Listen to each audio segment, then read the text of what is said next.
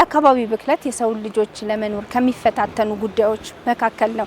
በተለይም እንግዲህ የአካባቢ ብክለት የሚከሰትበት ዋነኛው መንስኤ ደረቅና ፍሳሽ የሆኑ ቆሻሾችን ተገቢ ባልሆነ መንገድ ማስወገድ እንደ መንስኤነት ከሚጠቀሱና ለአብነት የሚነሱ ሀሳቦች ናቸው። ሰላም ጤና ይስጥልን ክቡራንና ክቡራት ተመልካቾቻችን እንደምን ሰንብታችኋል? ይህ የከተማዋን የጽዳት ስራዎችን ማዕከል በማድረግ የተለያዩ ሀሳቦችን የምናነሳበት ጽዱ አዲስ የተሰኘው ሳምንታዊ ፕሮግራማችን ነው።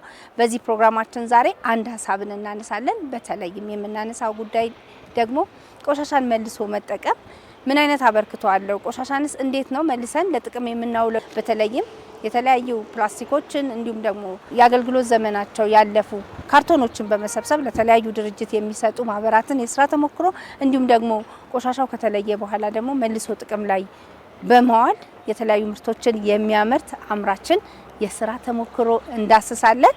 እስከ ፕሮግራማችን ፍጻሜ አብራችሁን ትቆዩ ዘንድ የአክብሮት ግብዣችን ነው። ይህን ፕሮግራማችንን ደግሞ አዲስ ሚዲያ ኔትወርክ ከአዲስ አበባ ከተማ ጽዳት አስተዳደር ኤጀንሲ ጋር በጋራ ሆነን እናቀርበዋለን። አብራችሁ ነው።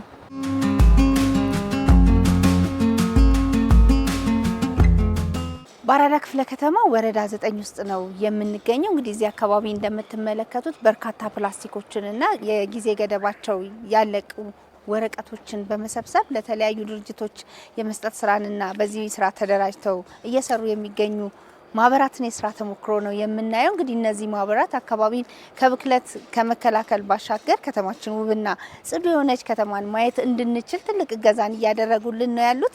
ምን ይመስላል የስራ ሁኔታ? በተለይ ህብረተሰቡ ቆሻሻን እንዴት ይለይላቸዋል የሚለውን እንጠይቃቸዋለን። የስራ ተሞክሯቸውንም ወደ እናንተ እናደርሳለን።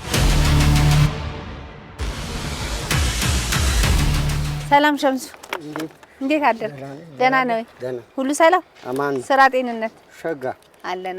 በጣም ስራ እንዴት ነው? ጥሩ ነው። በጣም ጥሩ ነው። በዋናነት እስቲ የምትሰሯቸው ስራዎች ምን እንደሆኑ ለተመልካቾቼ ያብራራል።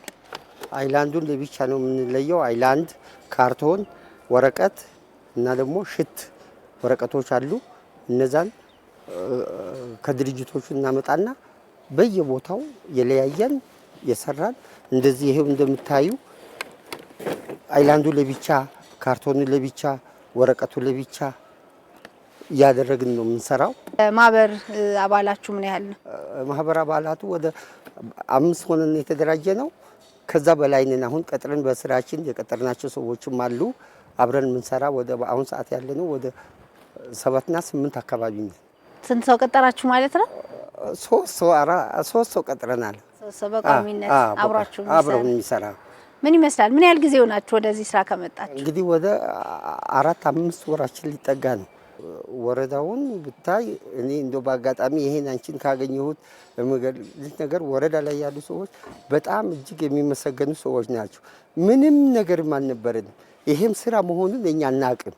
ጠርቶ አደራጅቶ ምን አድርጎ ድጋፍ አድርጎልን ከራሳችን ከኪሳቸው ገንዘብ አውጥቶ ሰጥቶ ነው በዛ ውልና ማስረጃ የሚከፈለውን ገንዘብ እነሱ ከፍሎልን ከራሳችን አብሮ ሄዶ ክትትል አድርጎ እንደዚህ ነው የሚሰራው እንደዚህ ነው ብሎ አለማምዶን ምን ብሎን ይሄው አሁን ራሳችን ሄደን አምጥተን ግብአቱን እዚህ እናስቀምጣለን። ወረቀቱ ለብቻ፣ አይላንዱ ለብቻ፣ ካርቶኑ ለብቻ፣ ፕላስቲኩ ለብቻ ያደረግን ይሄው እንደዚህ እንደምታዩ እንደምትመለከቱ ይሄው እንደዚህ አድርገን የምንሰራው። በፊት ምን ነበር የምትሰሩት? ወደዚህ ስራ ከመምጣታችሁ በፊት ምንም ስራ የለን። ምንድነው የተደረጉላችሁ ድጋፎች? መስሪያ ቦታ ይሄው እንደምታዩ እዚህ ጋር ይሄን ሰጡን። አሁን እንግዲህ የቦታ ጥበት ይኑርብን እንጂ እነሱ ከኛ ጋር ዞር ብለው ተለይቶን አያውቁም። እውነቴ ነው የምልሽ። በየድርጅቱ በየተቋሙ የሄዱ እነዚህ ናቸው እንደዚህ ብሎ በቃ በእነሱ አማካኝነት ነው ብቻ ለዚህ ደረጃም የበቃ ነው የምልሽ። እውነቴ ነው የምልሽ። እነዚህ የተለያዩ ፕላስቲኮች ነው እዚህ ጋር የሰበሰባችሁት? ለምን አይነት ድርጅቶች ነው የምትሰጡት? እንግዲህ መጥቶ ከኛ የሚወስዱ ድርጅቶች አሉ። እዚሁ በስራችሁ ቦታችሁ ላይ እዚሁ መጥቶ ነው የሚወስዱት። እነሱ እንግዲህ እነሱ የሚያስገቡት ቦታ እነሱ ነው የሚያስገቡት። ፋብሪካ ይጭናሉ፣ የተለያየ ቦታ ይጭናሉ። እነሱ መጥቶ አሁን ይሄ የሞላ ነው አሁን እንጭነው ነው ይሄ ከኛ መጥቶ ይገዛሉ፣ ጭነው ይዘው ይሄዳል። ፕላስቲክ አለ፣ ካርቶን አለ፣ ይሄ ምንድነው ዲዛ የምንላቸው ቆርቆሮዎች አሉ፣ ጀሪካን አለ፣ ፕላስቲክ አሉ ለብቻው። ይሄ አሁን ይሄ አይላንድ መደዳ ነው። ይሄ ወረቀቱን ላሳይሽ፣ ካርቶንም ላሳይሽ። እሺ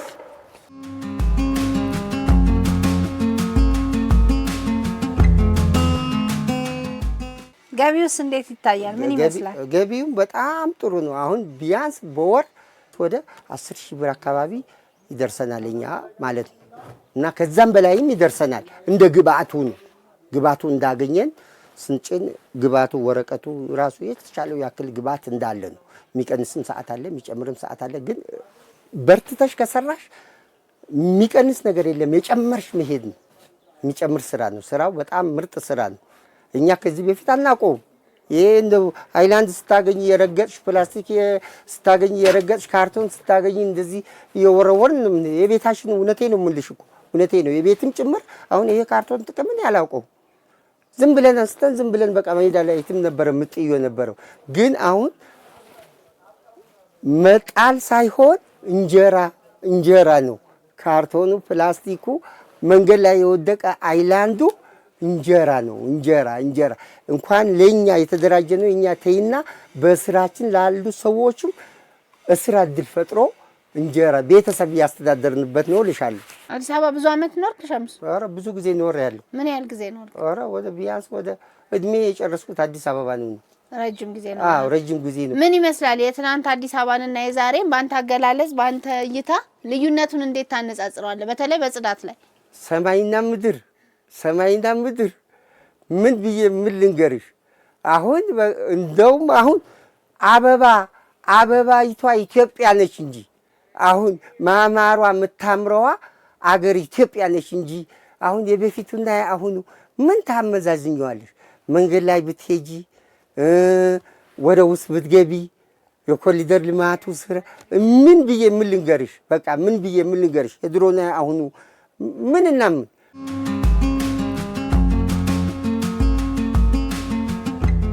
እዚህ ከመምጣቴ በፊት ታክሲ ሹፌር ነበርኩኝ።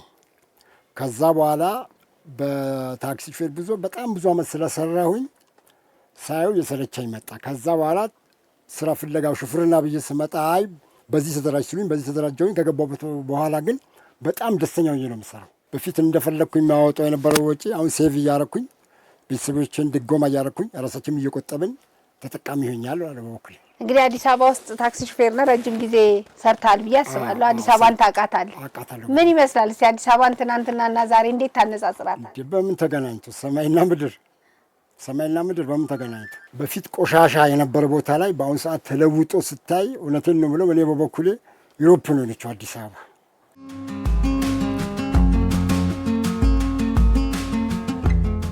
የመጀመሪያው ከተማዋን ጽዱና ውብ በስሟ ልክ አዲስ አበባ እንድትሆን መስራት ነው። ጽዱ አካባቢ ለዜጎች፣ ለትውልድ፣ ለቱሪስት ከመገንባት አንጻር እይታንም ከተማው እንደ ስሙ ጽዱ እንዲሆን እንዲሁም ደግሞ የኢሜጅ ግንባታ ላይ እሱ ላይ ጥሩ አስተዋጽኦ አለው። ከዛ ባሻገር ግን ዜጎች የሚቸገሩ ዜጎች በኢኮኖሚ ደረጃቸው ዝቅተኛ የሆኑ ቤተሰቦች ይሄንን ስራ በመስራት በኢኮኖሚ ተጠቃሚ የማድረግ ስራ ነው ማለት ነው። እሱ ላይ በትኩረት እየሰራን ነው። ባይዞይ እነዚህ ሰዎች አሁን እያስረከቡ ያሉት ለሁለተኛ ወገን ነው ማለት ነው። ከነሱ ተረክቦ ለፋብሪካ የሚሸጡት። አሁን ግን ኮንቴነሩ ተጨማሪ አቅም ስለፈጠረላቸው ትስስሩ ከማን ጋር ይፈጠራል? ከፋብሪካ ባለቤቶቹ ጋር ይፈጠርና የገቢ መጠናቸው በዛ ልክ ከፍ ይላል ማለት ነው። አሁን ባሉበትና ትናንት ባሉበት ግን በንጽጽር ሲታይ እነዚህ ሰዎች ትናንትና በኢኮኖሚ የሚቸገሩ የቤተሰብ አስተዳዳሪ የሆኑ ሰዎች፣ አንዳንዶቹ ጎዳና የወደቁ የነበሩ ነው ያነሳ ነው ማለት ነው። ደረቅ ቆሻሻ መልሶ መጠቀም ስራዎቻችን በቅርብ ዓመታት የተጀመሩ ስራ ናቸው። ከዛ በፊት ከ8 ዓመት 9 ዓመት ወደ ኋላ ብንሄድ የመልሶ መጠቀም ስራዎች አይታወቁም በአዲስ አበባ ከተማ። ምክንያቱም ቆሻሻን ሰብስበን ዳምፕ ነው የምናደርግ የነበረው። ግን ደግሞ ከቅርብ ዓመታት ወዲህ ቆሻሻን ሰብስቦ ዳምፕ ማድረግ ብቻ ሳይሆን ወደ ሀብትም ጭምር መቀየር አለበት በሚል እሳቤ እየተሰራበት ያለበት ሁኔታ ነው ያለው ማለት ነው። አሁን ላይ ከረንት በምናየው ቆሻሻ ወደ ሀብት መቀየር ላይ በርካታ ዜጎችን አደራጅተን ወደ ዘርፉ አስገብተን እየሰራን ያለበት ሁኔታ ነው ያለው። በተለይም ደግሞ በኮምፖስት ስራችን እንዲሁም በወረቀትና ካርቶን፣ ፕላስቲክ ላይ የተደራጁ ስራ አጥ ዜጎች ተደራጅተው በህጋዊ መንገድ እየሰሩ ያለበት ሁኔታ ነው ያለው።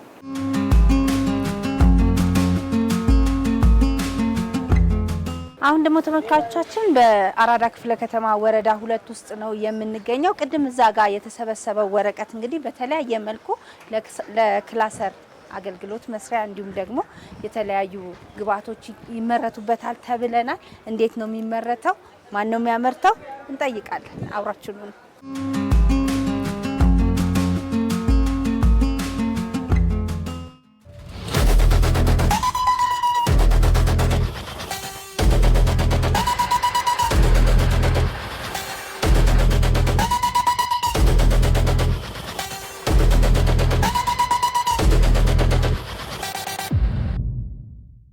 በዚህ መልኩ ነው የሚደርቁት ውጪ ላይ?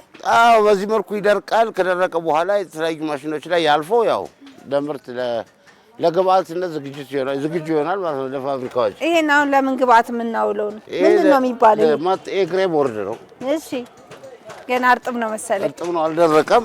እንደዚህ እየደረቀ ነው። ከደረቀ በኋላ ደግሞ እዚህ ቤት ስላለው መልኩ ተዘጋጅቶ ለገበያ ይቀርባል። ለህትመት ኢንዱስትሪ ለጫማ ፋብሪካ የሚጠቀሙበታል።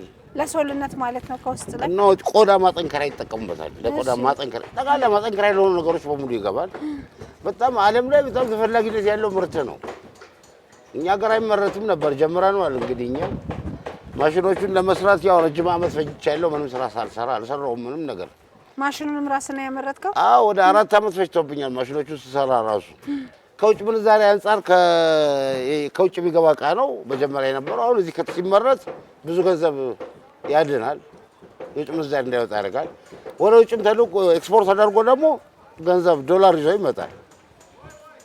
በምን መልኩ ነው አሁን ወደዚህ የሚቀየረው? በተለይ እንግዲህ የማያገለግሉ ጊዜያቸው ያለፈባቸው ወረቀቶች መልሶ መጠቀም ነው ስንል እንዴት ነው እስቲ ፕሮሰስ የሚደረገው? ሂደቱን አሳየን። ፕሮሰስ የምናደርገው በዚህ በኩል ነው። እዚህ ጋር ነው ያለው። እሺ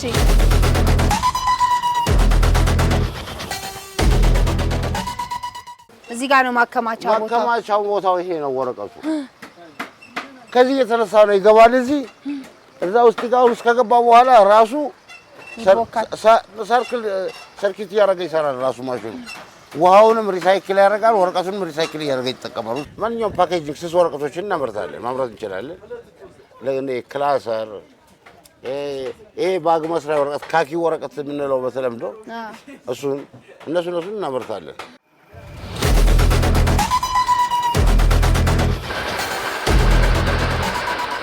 ይሄ ወረቀት አገልግሎት ውጪ የሆነ ወረቀት ነው። ለምንም የማይጠቅም ቢወድቅ ደግሞ አካባቢን የሚበክል ነው። እንደው ከዛ አንጻር ያለው አስተዋጽኦ ያለው አበርክቶ ምን ይመስላል? አስተዋጽኦማ አንድ አካባቢን ብክለት መጠበቅ ነው። ነፃ ከቆሻሻ የጸዳ አካባቢ እንዲፈጠር ማድረግ ነው። አስቻይ ሁኔታ ይፈጥራል። ሁለት ደግሞ ትልቁ ነገር ምንድነው? ትልልቅ የወረቀት ኢንዱስትሪዎች የሚነሱት ከዚህ ነው። ዓለም ላይ ያሉት ማለት ይቻላል ከትንሽ ተነስተው ነው የሚያድጉት። እኛ ጋር በትንሽም ጅማሮ የለም እስከዛሬ። አሁን ነው እየሞከርን ያለው ነው።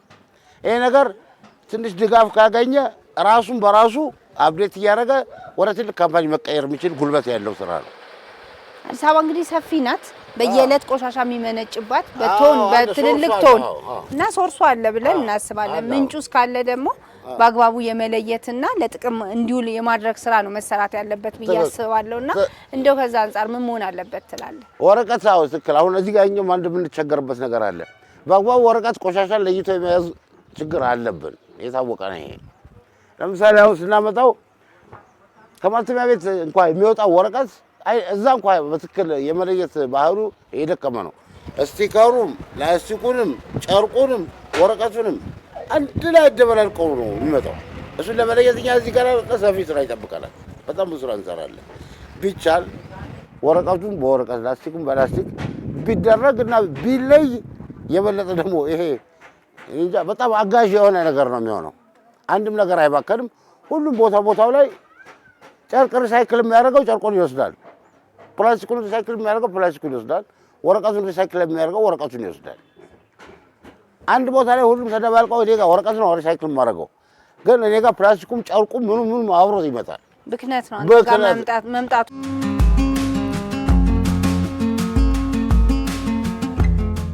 ቆሻሻን ወደ ሀብት መቀየር ላይ በፊት ላይ ትኩረት ተደርጎ ሲሰራ የነበረው ፕላስቲክ ነበር።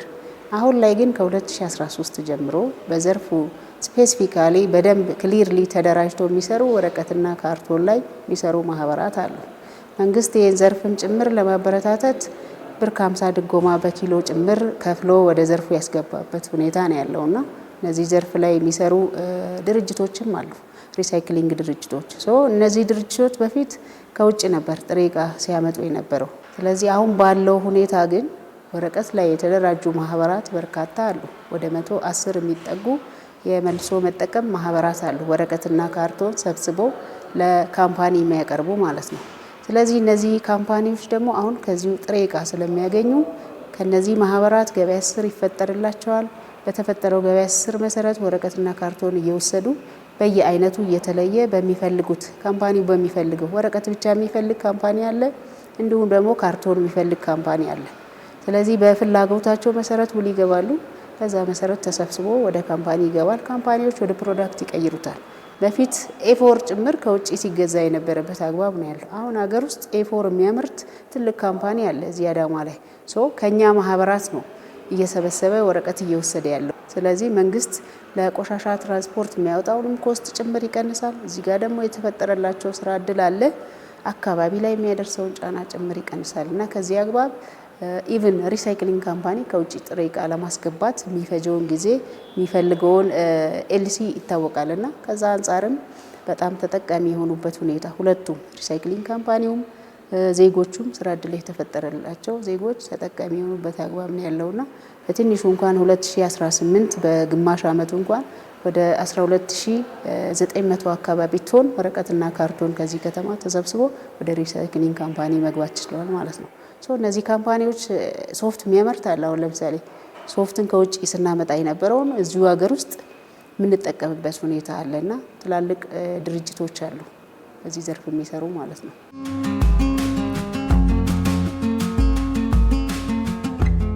ከገቢ አንጻር ወረቀት እንግዲህ የሚወርቅ የሚጣል ነገር በዚህ መልኩ ለሌሎች የገቢ ምንጭ መሆን መቻሉ ትልቅ እድል ነው ብዬ አስባለሁና እንደው ከዛ አንጻር ለሌሎችም የስራ እድል ከመፍጠር ለራስም ደግሞ ራስን ችሎ ከመኖርም ራስን ከማስተዳደር አንጻር ምን ያህል ነው ኢኮኖሚካል ገቢው? ከፍተኛ ውጤታማ ነው። በሁሉም አቅጣጫ ብታይ ከፍተኛ ውጤታማ ነው። አንደኛ ነገር ይኸውልሽ እዚህ የሚመረተው ምርት ወጥቶ ለሌሎች የስራ እድል የሚፈጥር ነው። እዚህ ደግሞ ማሽኖቹ በራሳቸው ብዙ ሰራተኛ የሚያዝ እንትን ያላቸው ናቸው። ብዙ ሰራተኛ ይዘው ብዙ ሰራተኛ የሚፈልጉ ናቸው። ምርቱ ወጥቶ ደግሞ ለብዙ ሰራተኛ የስራ እድል የሚፈጥር ነው ምርቱ ከማሽኑ የሚወጣው ማለት ነው። ከራስ አንጻር ብታዩ ደግሞ በጣም ትልቅ ለውጥ አለው። ምክንያቱም ድሮ ብዙ ስራዎችን ሰርቻለሁ፣ አይቼዋለሁ። ውጤት ገና ከጅምሩ ሳይሆን ራሱ ውጤቱ ቆንጆ ነው። በቃ ከገበያ ትስስር አንጻርስ በምን መልኩ ነው ወደ ገበያ የምትወጡት? የገበያ ትስስር አንጻር ገበያ ትስስር ብዙም ችግር የለውም። መጀመሪያ ላይ በጣም ፈትኖኛል፣ ችግር ነበረው። አትሊስት ሳምፕል ያመረትኩት ምርት አውጥቶ ለመሸጥ ሰው አያውቀውም ምርቱ ሀገር ውስጥ እንደሚመረት በጣም ችግር ነበረ። አሁን ግን በተለያየ አቅጣጫ እያስተዋወቁት ስለመጣሁኝ እራሱ ሰው ይመጣል። አሁን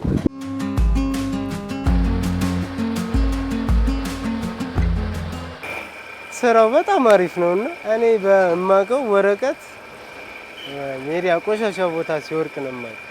እንደዚህ አይነት ስራ መኖሩን አላውቅም እና በጣም ያስደሰተኝ ነገር ደግሞ ይሄ ነው። በነገራችን ላይ ማለት ስራውም አሪፍ ነው።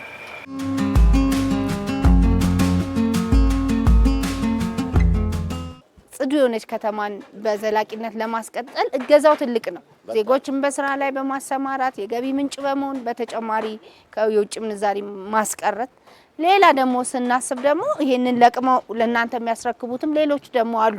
ሌላ ግሩፕ አለ የስራ እድል የተፈጠረለትና ጽዱ ከተማን በዘላቂነት ለማስቀጠል እንደው እገዛውን እንዴት ታየዋለህ አንተ? ባጠቃላይ ከስራው አንጻር ይሄ እኮ ወሳኝ ነገር ነው። ይኸውልሽ ድሮ እኔም ራሴ ስሰራ ማለት ነው ወረቀት ወፍራሙን እየተጠቀምኩ ስሱን አንስተን ወደ ወንዝ ነበር የምንጥለው እኮ ድሮ። ማለት በጣም የሆነ አስቀያሚ የሚያስጠላ በሆነ መልኩ ማለት ነው። ከጊዜ በኋላ ከተማችንን መጽዳት ጀምራለች። እኛም የዛ ጽዳት አካል እንሆናለን ብዬ አስባለሁ። ይሄ ከተማ ማስዋቡ ስራ አንዱም ድርሻው የኛ ይሆናል ስራው። ምክንያቱም በየሰርቻ የሚወድቁ ቆሻሾች በሙሉ ከቀየርናቸው ወደ ምርት ከተማን ከማጽዳት አንጻር ለኢኮኖሚ ተጨማሪ ምንጭ ከመሆን አንጻር ከፍተኛ ተደራሽነት ያለው ስራ ነው። እንግዲህ አዲስ አበባ ላይ ኖረሃል ብዬ አስባለሁ። ከጸር ጀምሮ የኖርኩት እዚሁ ከተማ አራዳ ላይ ነው። እንደው እንዴት ታነጻጽሯል? የትናንትና ያለንበትን የደረስንበትን እንዴት ታየዋል? አንገናኝም። በጣም የተለያየ ነገር ነው። ለውጥ ነው፣ ትልቅ ለውጥ ነው እያየን ያለው። ማለት የሆነ ይፈጠራል ብለሽ የማታስቢው አይነት ነገር ነው የመጣው። ጥሩ ነው። በርግጥ ትንሽ የሆነ መስዋዕትነት መክፈል አለ ያለ ነው ያስከፍላል። የዛ የልማቱ አካል ስንሆን ደግሞ የሆነ ነገር መክፈል ግድ ይላል ይጠበቅብናል። በጣም ትልቅ ለውጥ ግን እየመጣ ነው። ምክንያቱም ይሄ በወሬ የሚገለጽ አለ በአይናችን የምናየው ነገር ነው ያለው ሁሉም ቦታ ላይ ልክ ደግሞ የማንችለው ነገር ነው። ትልቅ ለውጥ እየመጣ ነው።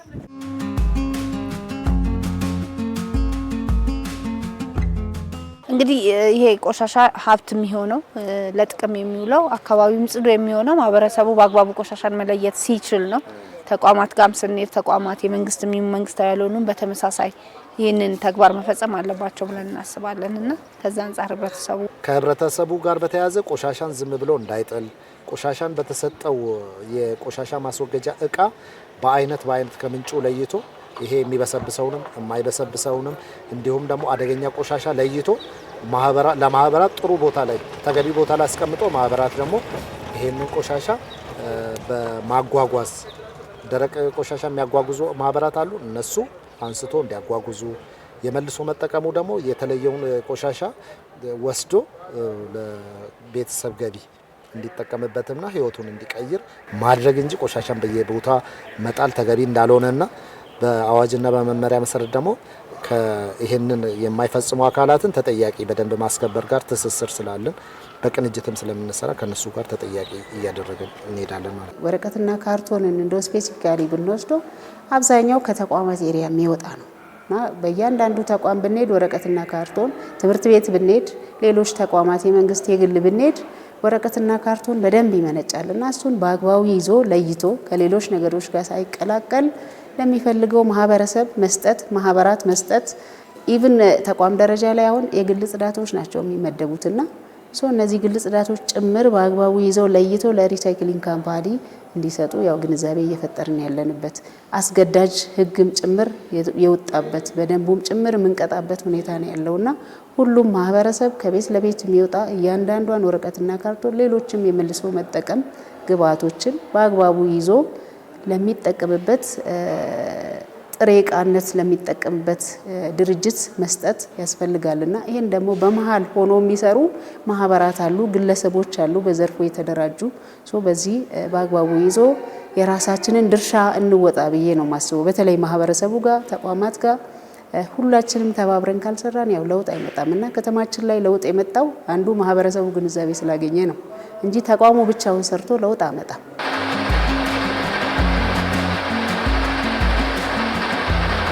ለእናንተ የገቢ ምንጭ የሚሆነው በተጨማሪ ለአካባቢ ጽዳት ደግሞ የራሱን አስተዋጽኦ የሚያበረክተውና ይሄ ቢደገፍ ህብረተሰቡ ደግሞ ቆሻሻ መለየት ቢችል ትልቅ ነገር መስራት የሚቻልበት ዘርፍ እንደሆነ እረዳለሁ። ከዛ አንፃር ህብረተሰቡ ሚና አለው። ቆሻሻን በአግባቡ ከመለየት ጀምሮ ለጥቅም እንዲውል የማስቻል እድሎችን መፍጠር አለበት። እንደው ምን ይጠበቃል? ምን አይነት መልእክት አለ? ምን አይነት ሀሳብ አለ? ከማህበረሰቡ የሚጠበቀው አሁንም ቢሆን እዚህ ግቢ እንኳን ትልቅ ኢንዱስትሪ ግቢ ነው። ይሄ ትልቅ ሼዶች ያሉበት በጣም ብዙ ሼዶች ያሉበት ግቢ ነው። ከዚህ ግቢ አንፃር እንኳን ብታይ ካርቶኑ አገር እያጨናነቀ ነው። አሁን በጣም ሰው የሚጥሉት በየቦታው ይሄን የባህሪ ለውጥ መምጣት አለበት። ቁጥጥሩ እየበዛ ከየአቅጣጫው እየተፈጠረ ሲመጣ ነው አሁን ነገሮች እየተስተካከሉ እየተቀየሩ የመጡት። ሰው ቆሻሻው በአግባቡ መያዝ ጀምሯል። የቀረው ነገር ምንድነው? አሁን እንጨትና ወረቀት ለይቶ አሁን ያ ካርቶን እነሱ ከሚጨነቁበት ከሚሰቃዩበት ሰብስበው ታምተው እዚህ ቢዘረግፉልን እኮ ወደ ገንዘብ ቀይሯል።